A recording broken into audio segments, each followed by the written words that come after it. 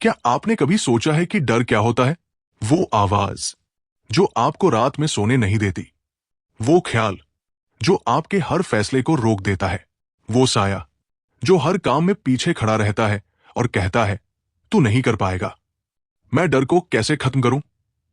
शायद यही सवाल है जो आज तुम्हारे दिल में है, और अगर है तो तुम अकेले नहीं हो। डर एक ऐसा एहसास है जो इंसान को जिंदा भी रखता है और मार भी देता है।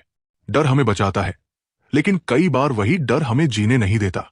तो फिर सवाल यह नहीं होना चाहिए कि मैं डर को कैसे खत्म करूं, बल्कि सवाल यह होना चाहिए कि मैं डर से कैसे दोस्ती करूं। क्योंकि डर कभी पूरी तरह खत्म नहीं होता, लेकिन हां, उसे काबू किया जा सकता है। डर को खत्म करने का पहला कदम है उसे समझना। डर किसी बाहरी चीज का नाम नहीं है। डर एक कहानी है जो हम खुद को सुनाते हैं। अगर मैं फेल हो गया तो क्या होगा? अगर लोग मुझे जज करे तो क्या होगा? अगर मैं गिर पड़ा तो क्या होगा? यही अगर हमें रोकता है, बांधता है, तोड़ता है। लेकिन जरा सोचो, इन अग्रोव में असल में हुआ क्या? कुछ भी नहीं। डर ने सिर्फ तुम्हारा आज छीन लिया, ताकि एक ऐसा कल बचे ही ना जहां तुम जीत सकते थे। तो अगली बार जब डर आए, उसे सुनो, लेकिन उसकी मानो मत। डर कहे मत बोलो, लोग हंसेंगे। तुम कहो तो क्या हुआ, हंसने दो। डर कहे मत करो, फेल हो जाओगे। तुम कहो तो सीख लूंगा। हर बार जब तुम डर को जवाब दोगे, वो थोड़ा और छोटा हो जाएगा। अब बात आती है एक्शन की। डर सिर्फ सोच से नहीं जाता, डर सिर्फ ज्ञान से नहीं भागता। डर तब भागता है जब तुम काम करते हो, जब तुम उस इंटरव्यू में जाते हो, चाहे डर लग रहा हो, जब तुम स्टेज पर बोलते हो, चाहे आवाज कांप रही हो, जब तुम उस इंसान से बात करते हो जिसे खोने का डर हो। डर वही है जो तुम्हारे और तुम्हारे सपनों के बीच खड़ा है। लेकिन याद रखना, डर एक दरवाजा है, दीवार नहीं। दरवाजा खोला जा सकता है। साहस कोई जादू नहीं है। साहस होता है डर लगते हुए भी आगे बढ़ जाना। और जब तुम डर से लड़ते हो, तो धीरे धीरे वो तुम्हारा साथी बन जाता है। वो तुम्हें चेतावनी देता है, लेकिन तुम्हें रोकता नहीं। तुम उसे सुनते हो, लेकिन उसके गुलाम नहीं बनते।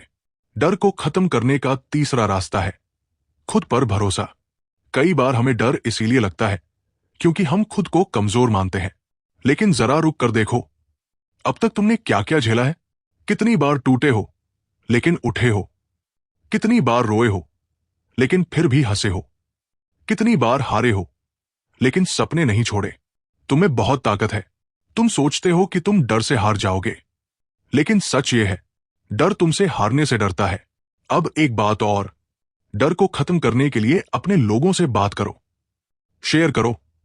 क्योंकि डर तब सबसे बड़ा बनता है जब वो अकेले में तुम्हारे अंदर पनपता है। लेकिन जब तुम उसे किसी से बांटते हो, वो आधा हो जाता है।